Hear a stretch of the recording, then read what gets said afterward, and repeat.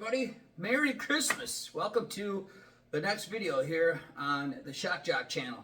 So, I don't know if you heard, but the #1 song in the nation this week, the #1 song is Brenda Lee's Rockin' Around the Christmas Tree.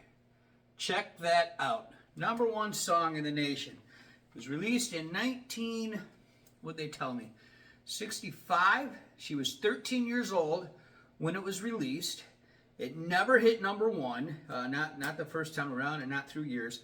Now, Billboard's changed their charts through the years, so a lot of your numbers today don't match the numbers from yesteryear, but Billboard has changed to include streams. So when you go on Amazon or Spotify or some of those other necessary evils out there to listen to music, it counts towards rankings.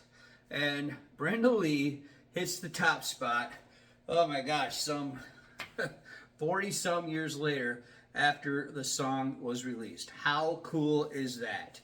Brenda Lee, Rockin' Around the Christmas Tree. Now, this is not an original pressing. This is a re-pressing, a re-release, late 80s. This version came out.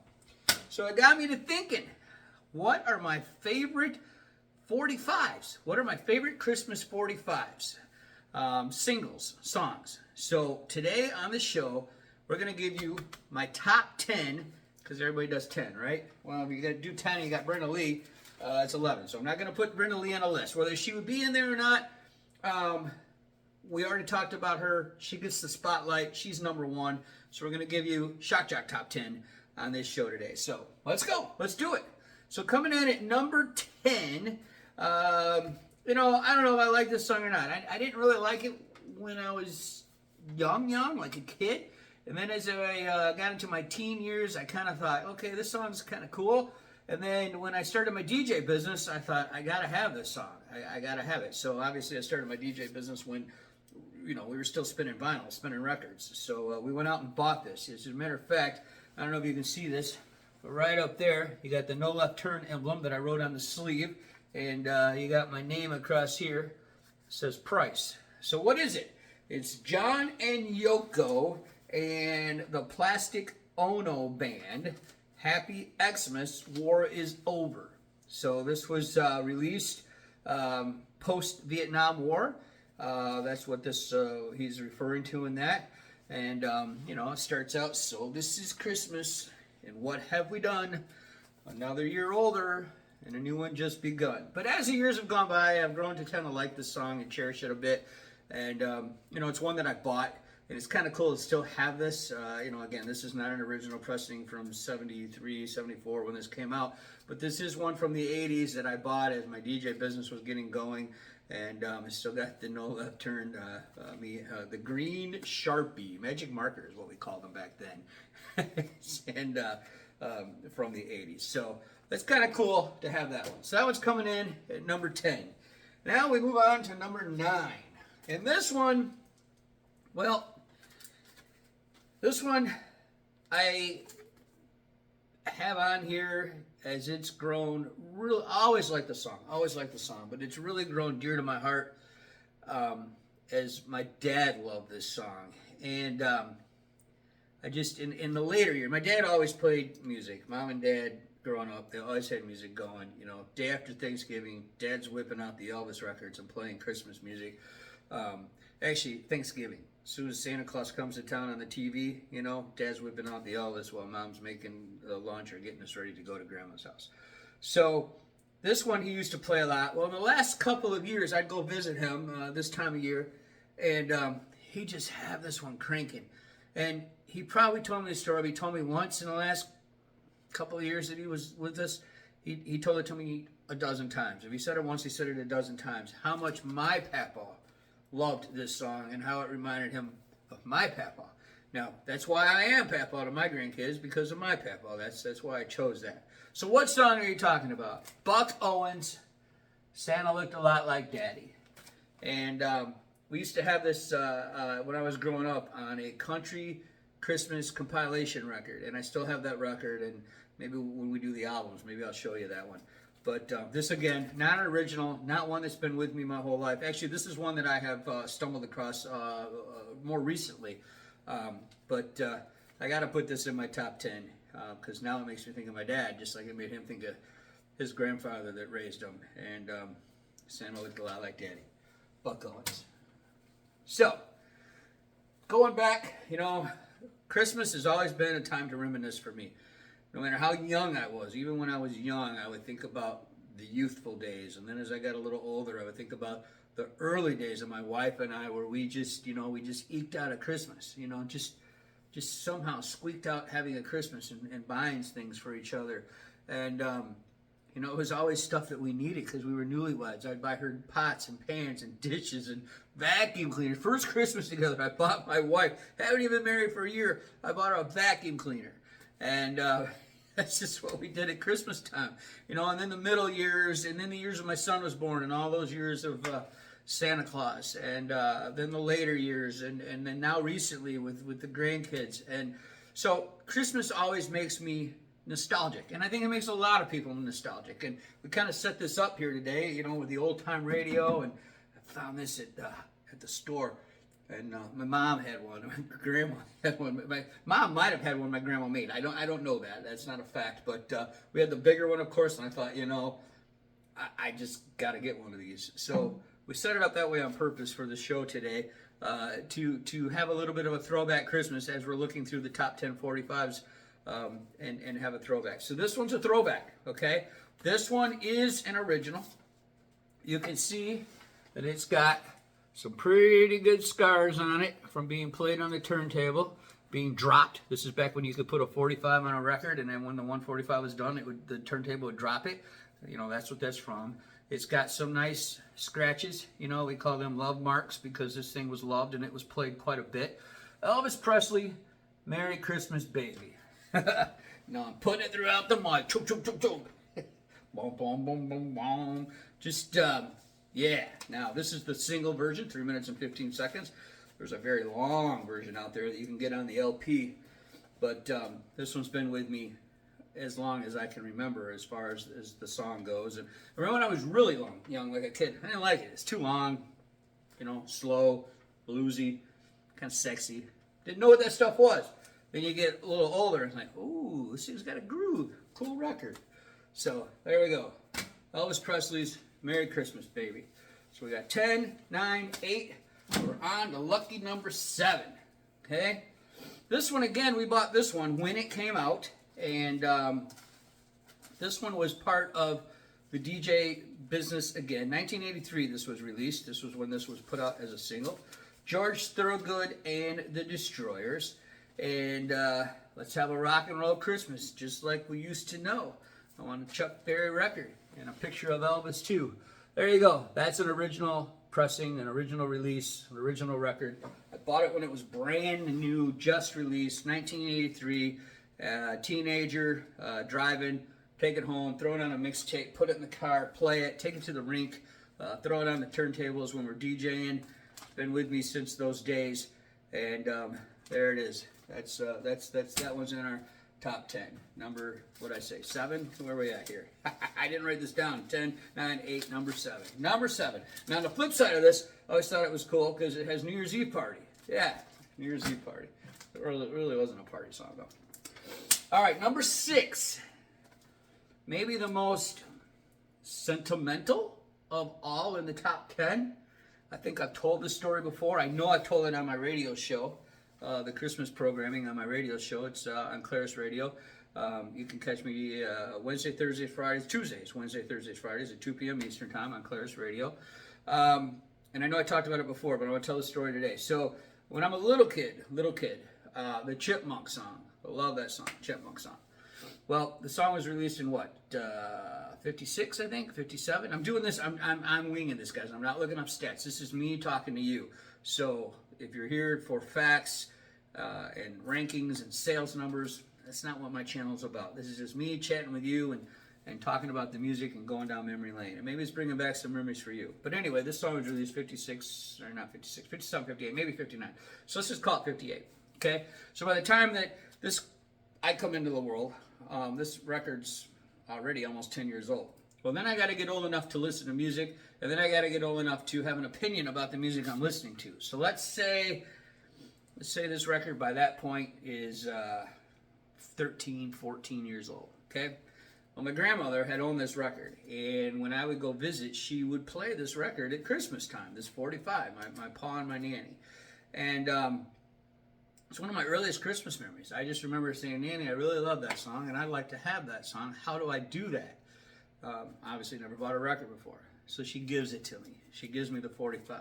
So this is an original pressing, and this one's all cleaned up and packaged up, because when we ripped it to digital, we put it in packaging. So it's in rough shapes. Okay, I get it when it's a 13, 14-year-old 45, and then as a kid, I just played this thing to pieces, you know. And I had turntables that were like, you know, the toy type turntables. So the needles ate this thing up, and you put it on, and I have a copy of this thing digitally, and you can just hear.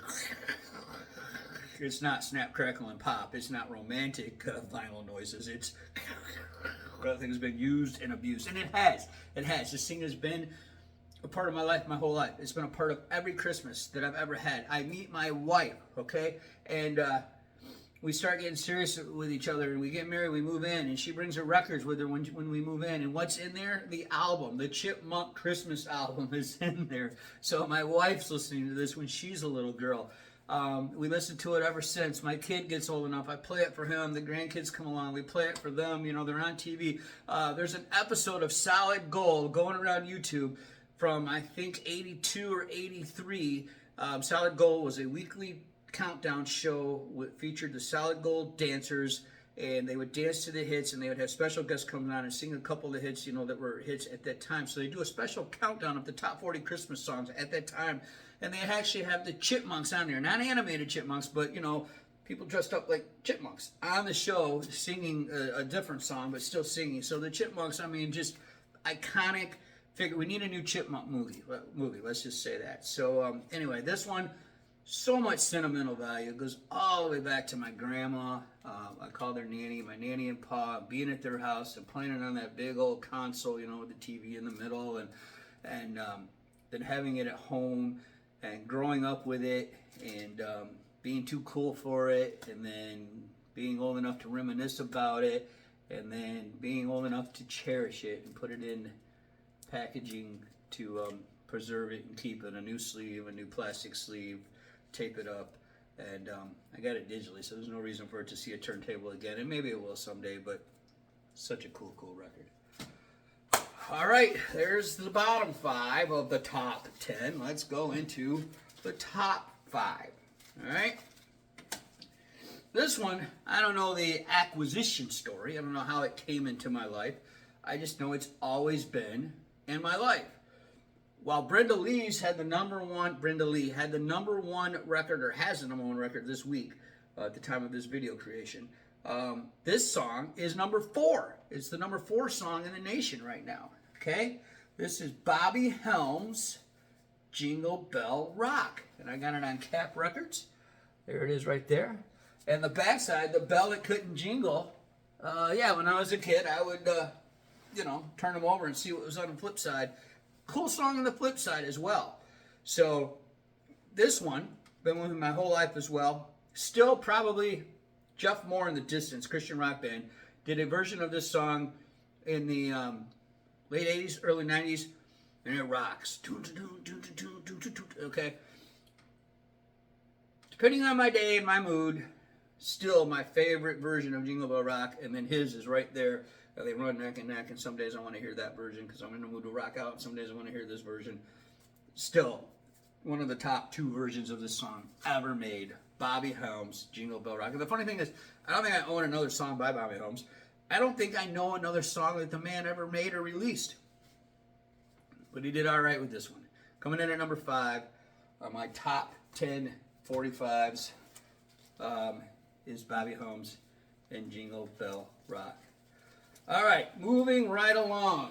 The Eagles are huge. Hotel California, Life in the Fast Lane, New Kid in Town, huge, huge band. And they put out a single, a Christmas single. They used to, you know, a lot of times it'd be the flip side of a 45, but every once in a while they put out an actual single for radio that was a Christmas song. And the Eagles did that. Please Come Home for Christmas, okay? Well, I didn't know that it was an old song from back in the day. I didn't know the Mr. Brown, the guy that originally sang it. I didn't know that. I just knew this version.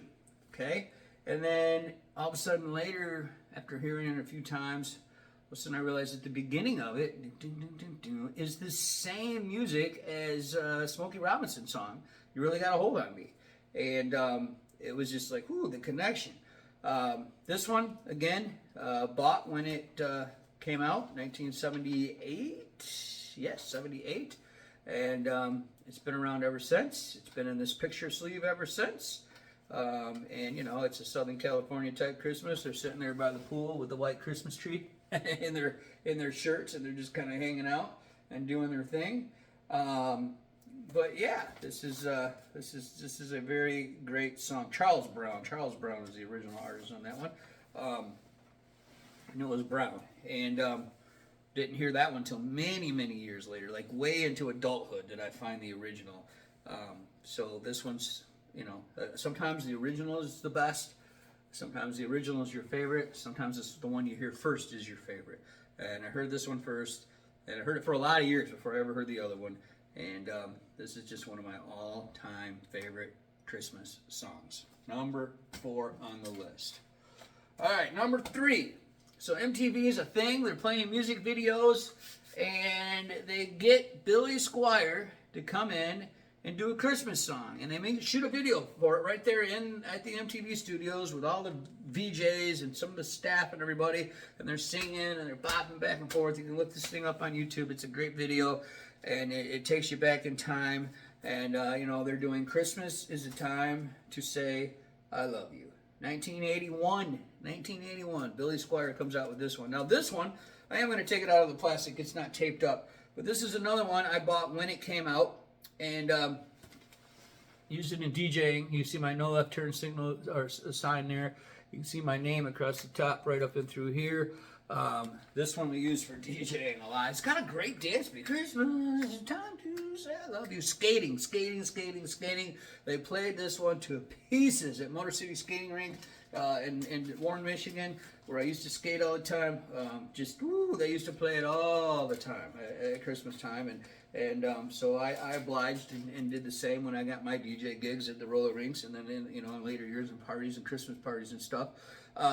It's just a rock and roll tune. It's just a good old rock and roll tune. It's Billy Squier. He's The Stroke, and Lonely as the Night, My Kind of Lover, In the Dark. Those are all hits for him. He had a big year with the Don't Say No album. Comes out with a Christmas tune. Has a music video. Airplay on MTV all the time. Becomes a staple in my life, and it's been a part of my life ever since. And this takes me back to teenager. Some of these records I told you take me back to little kid. Like the Chipmunk song and Jingle Bell Rock and Merry Christmas Baby. This one takes me back to crushes. There's nothing like a crush at Christmas. Nothing breaks your heart more than a girl at Christmas time if she doesn't crush on you like you crushed on her. And and it just takes me back to those times, and it's been with me my whole life. And and now it's just a cool song. I get to, my wife and I have been together a long time, and we've rocked out to this one together many times. And it's so cool after all these years to still, sing the song and play that song together at Christmas time. Coming in at number 3. All right, number two. So, Christmas music was not everywhere when I grew up, okay? Pre-MTV, you didn't have any way to see it. You didn't really have a lot of compilation records that came out with it. Very few artists released it as singles, and if they did, it was sometimes the flip side of a 45. You didn't have the very special Christmas albums had not come out yet. There wasn't any internet, so you weren't listening to 24/7 Christmas music in October. Radio stations didn't play it 24/7, like none of them. The rock stations would throw a Christmas track in every now and then, like maybe a week before Christmas up until Christmas, and that was it.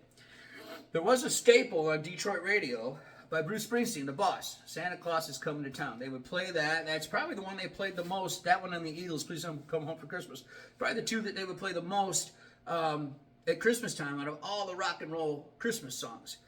Couldn't find it. Like, you never could find it. Not on record anywhere. Well, then Bruce Springsteen, Born in the USA, huge album, right? Comes out in 1984. He has a couple hits in 84 with it. He has hits all year long in 1985 with it. And then in winter of 1985, he releases My Hometown as I think it was the 6th single off the album. And 6 singles off of one album, okay? There's usually only like 8 or 10 songs on an album.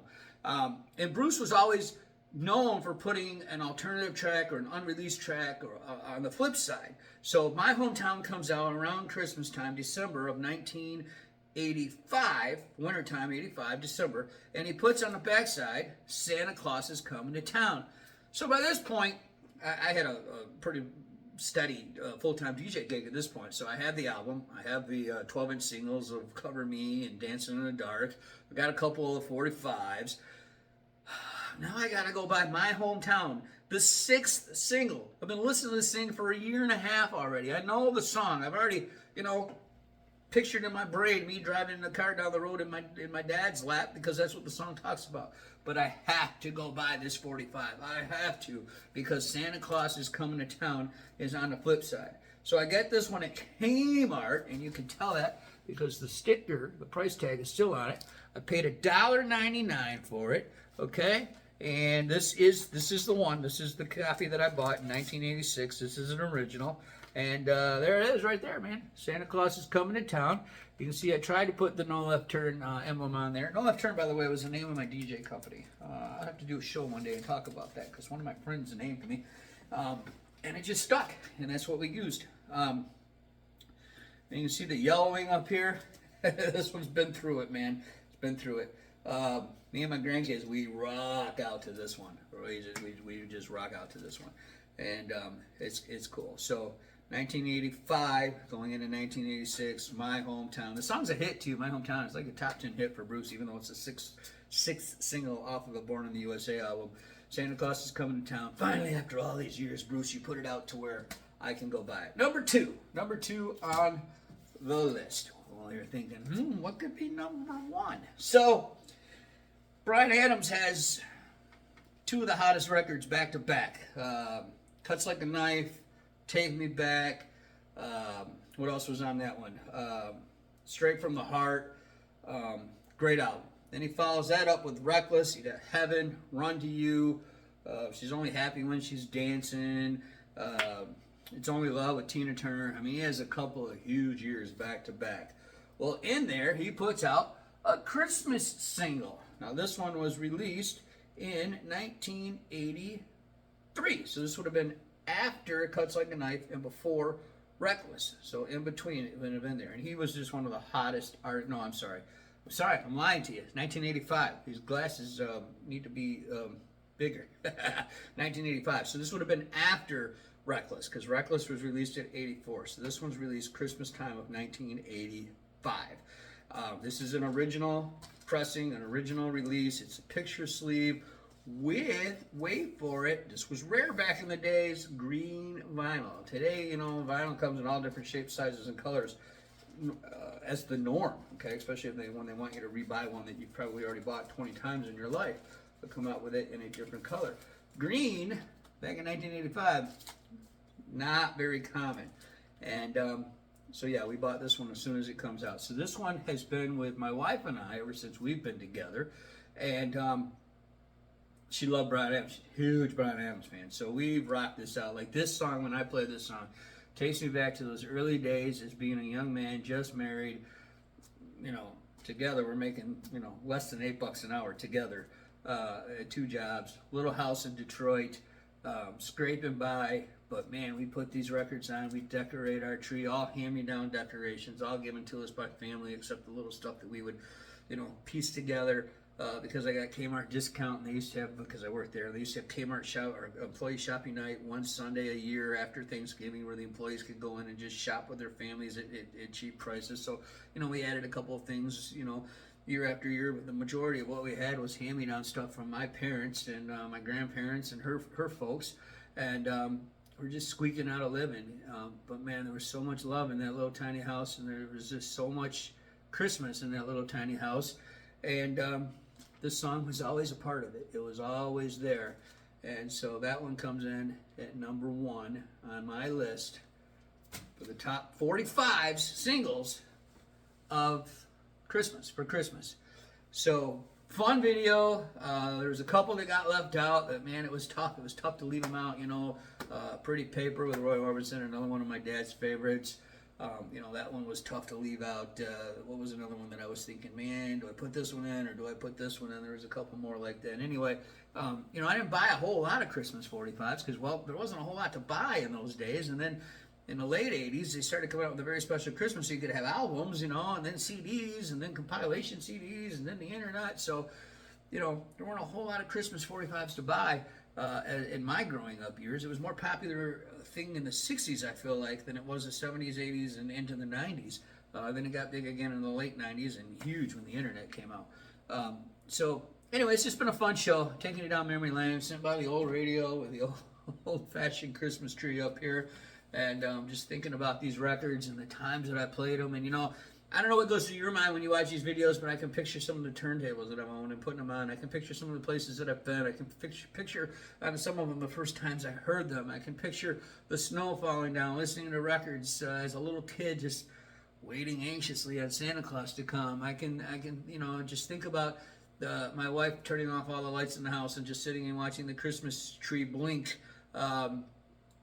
With these records playing, she loved the. It's funny because we don't have hardly. I don't think we have any blinking lights in the house today. But back then, the Christmas tree was like a light show, you know. And she'd have these records playing while we were sitting there in the dark, just listening to music, just existing together with this music playing and the Christmas tree and the lights off in the house, and it's warm. It's Christmas. It's cool to think back on those times and just be so thankful for them. And I hope you have some memories like that. There's probably a song for you that brings on a moment or you know, just a time. So feel free to tell me about that in the comments. I would love to hear from you. We're going to do another Christmas special video before Christmas. Do that here as soon as I can. I'm going to do albums. I'm going to do my top Christmas albums of all time. And so, you know, we'll go through that. And we'll talk about that. And we'll have some more fun going down memory lane because I'm sure Elvis will be in there. Heck, Elvis might be in there, you know, 7 times out of 10. Who knows? You'll have to watch the video and see. In the meantime, in between times, thanks for watching. Thanks for hanging out. Merry Christmas, everybody. And hope to hear from you. I love doing these things, and I appreciate your comments. It's really cool to hear from you guys when you watch the video. I hope you enjoyed this one, and we'll see you real soon, I promise. I'm not going to make you wait a whole month for the next one, so we'll see you real soon on the next video.